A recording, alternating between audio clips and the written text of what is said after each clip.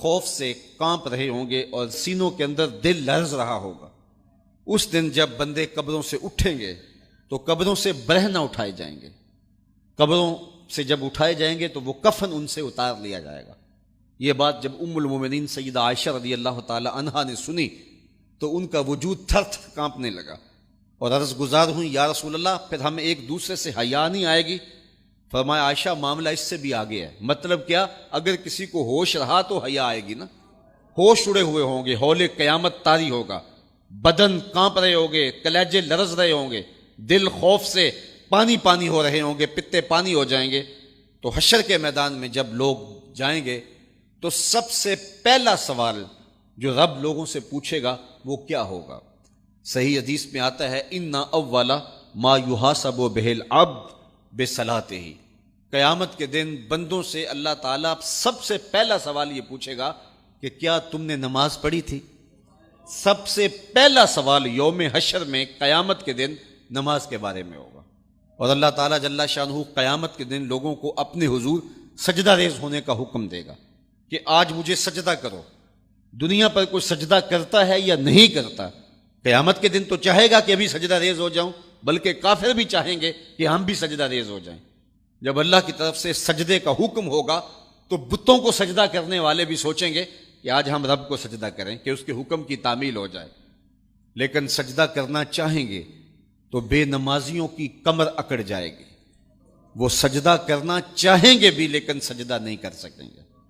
और फिर रब के सामने जो जिल्लत उठाना पड़ेगी, जो रुसवाई उठाना पड़ेगी, उसको लफ्ज़ों का पैराहन नहीं दिया जा सकता। और फिर जो बेनमाजी होंगे, अल्लाह के हुजूर सजदा नहीं कर पाएंगे, अल्लाह ताला उन्हें उस सफ़ में खड़ा कर देगा जिस सफ़ में फ़िरौन खड़ा होगा, नमरूद खड़ा होगा, हामान खड़ा होगा, कारून खड़ा होगा, उबई बिन खलफ खड़ा होगा। दुश्मनाने खुदा जिस सफ़ में खड़े होंगे, बेनमाजी को उस सफ़ में खड़ा कर दिया जाएगा। मेरी लंबी तकरीर नहीं, मैं ये आपसे पूछता हूं और अपने आप से पूछता हूं, क्या हम ये गवारा करते हैं कि हशर के दिन हमें फ़िरौन के साथ खड़ा कर दिया जाए? क्या ये हम गवारा करते हैं कि हशर के दिन हमें नमरूद के साथ खड़ा कर दिया जाए? क्या ये हमारी तबीयत इसको बर्दाश्त कर सकेगी कि रसूलुल्लाह के दुश्मनों के साथ हमें खड़ा कर दिया जाए? और क्या मेरी माएँ और बहनें और बेटियां ये गवारा कर सकती हैं कि रसूलुल्लाह की राहों में कांटे बिछाने वाली उम्मे जमील के साथ उन्हें खड़ा कर दिया जाए? यकीनन हम कभी नहीं चाहेंगे। हम ये रुसवाई कभी बर्दाश्त नहीं कर सकते। उनके पास खड़ा होना ही क़यामत है, उनके साथ खड़ा होना ही अजाब है। और फिर उनके ऊपर लानतें भी बरस रही होंगी और उनके चेहरों के ऊपर तारकू लुक मल दी जाएगी और वो रुसवाइयों के गड़े में होंगे। तो उनके साथ खड़ा होना तो बहुत बड़ा अजाब होगा। और अगर कोई तकलीफ बदनी ना भी हो तो हम ये गवारा नहीं करते कि खुदा के दुश्मनों के साथ खड़े हों। हमारी तो आरज़ू ये है कि बिलाल हबशी के साथ खड़े हों।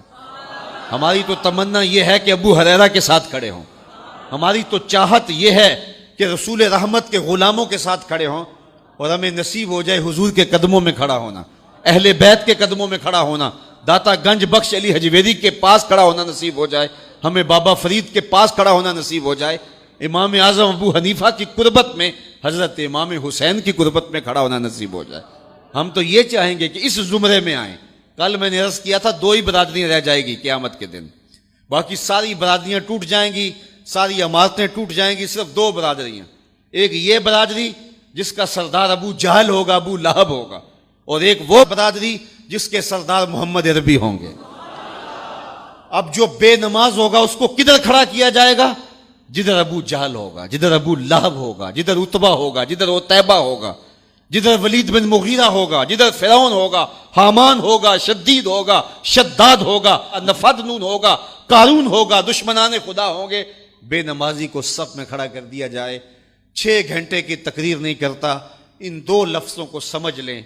क्या हम गवारा कर सकते हैं कि उस सफ़ में ना खड़े हों जिस सफ़ की इमामत रसूलुल्लाह कर रहे हों, बल्कि उस सफ़ में खड़े हों जहां फ़िरौन खड़ा हो, नमरूद खड़ा हो, हामान और कारून खड़ा हो?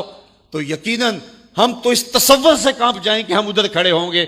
तो फिर आज दुआ की इस महफिल के अंदर ये अज़म करके उठो कि जान जाए तो जाए, नमाज ना जाए। 5 गाना नमाज शियारे जिंदगी बना लेंगे।